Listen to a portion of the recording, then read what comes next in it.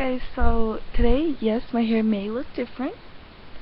It's because I put black in it and it didn't really turn out as I planned. But, yeah.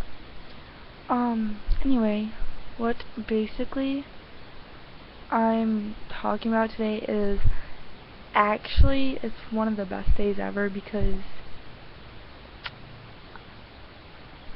whoa, I thought it was, hold on. I'm actually over my ex. Finally. I hope. You know, he was no good. But, anyway.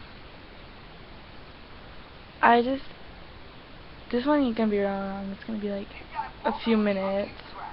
So, yeah. What?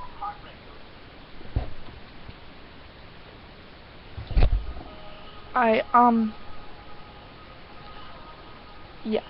So, yeah, I guess so. I don't know what I'm talking about. But, anyway, I lost my train of thought. Anyway, yeah. I might go to Roller Haven Friday. Maybe. Alright, I'm gonna go, so.